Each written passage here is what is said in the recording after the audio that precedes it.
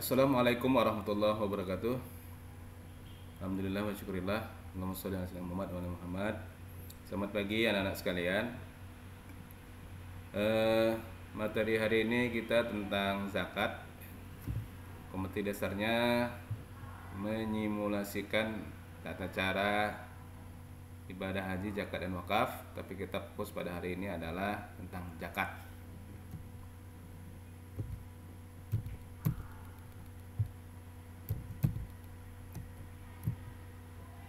Nah, pertama pengertian zakat menurut bahasa artinya tumbuh dengan subur, suci dari dosa. Nah, sedangkan menurut istilah zakat adalah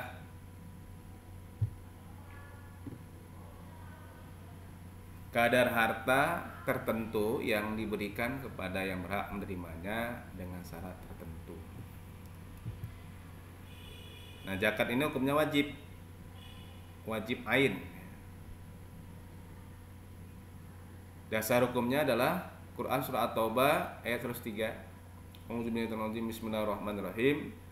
Wasmin amwalihim shadaqatan tutahhirukum wa tuzakkihim biha wa sholli alaihim inna sholataka sakanu lahum wallahu sami'un alim. Ambillah zakat dari sebagian harta mereka, dengan zakat itu kamu membersihkan dan mensucikan mereka, dan mendoalah untuk mereka, sesungguhnya doa kamu itu menjadi ketentraman jiwa bagi mereka, dan Allah Maha mendengar lagi Maha mengetahui. Nah, secara umum zakat ada dua macam. Pertama zakat mal, zakat harta. Yang kedua zakat nafs atau zakat fitrah. Nah, kalau yang bulan Ramadan itu adalah zakat fitrah. Hal-hal yang berkaitan dengan zakat. Yang pertama nisab, batas minimal harta yang wajib dikeluarkan zakatnya. Misalnya kalau kita memiliki hewan ternak, kambing misalnya, nisabnya adalah 40. Jika sudah mencapai 40, maka zakatnya 1 ekor. Kemudian mustahik, orang yang berhak menerima zakat, yang berhak menerima dari harta yang dikeluarkan zakat. Jadi ada 8 golongan yang berhak menerima zakat. Kemudian muzakih, orang yang wajib membayar zakat atau mengeluarkan zakat.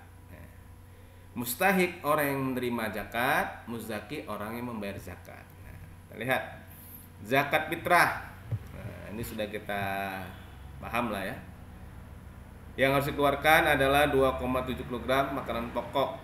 Waktu pembayarannya wajib membayar zakat fitrah ditandai dengan tenggelamnya matahari di akhir Ramadan. Boleh mendahulukan pembayaran zakat fitrah di waktu wajib tersebut, di luar waktu wajib tersebut, atau di awal Ramadan.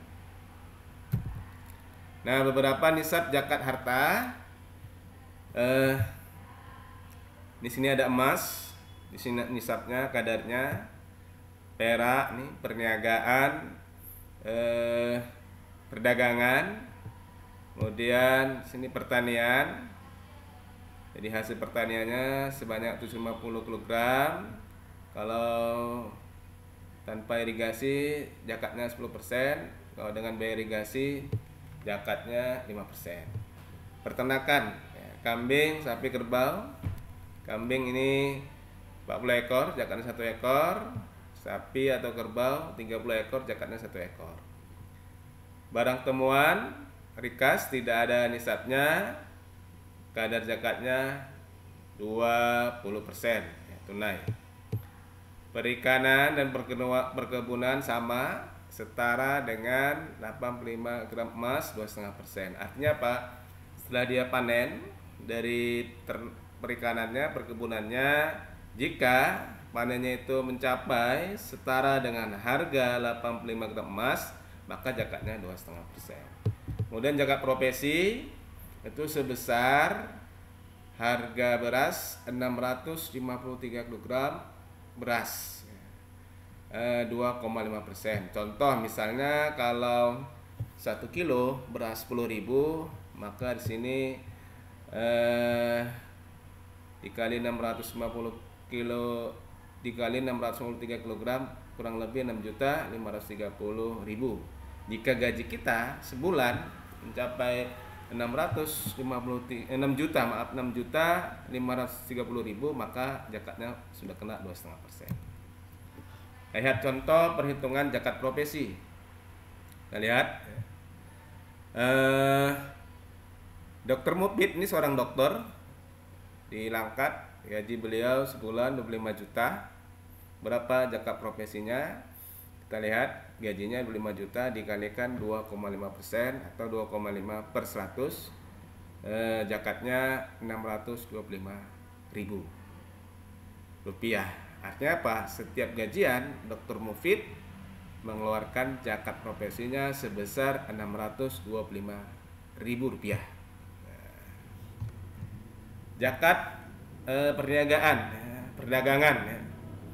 Ini Pak Hamdani seorang pengusaha, di setahun pendapatannya sebanyak 95 juta.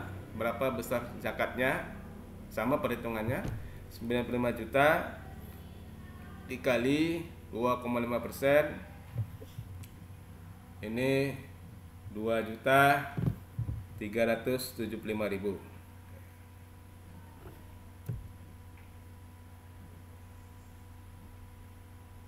Contoh perhitungan zakat emas. Bu Aminah memiliki emas sebesar 125 gram. Setelah setahun, berapakah zakatnya? 125 gram dikali 2,5% atau 2,100, zakatnya 3,105 gram.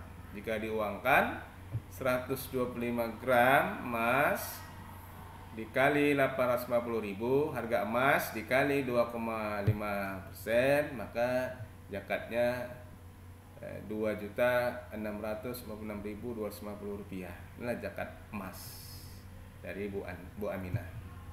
Nah, siswa sekalian, mustahik zakat ya, atau orang yang berhak menerima zakat, ada 8 asnaf.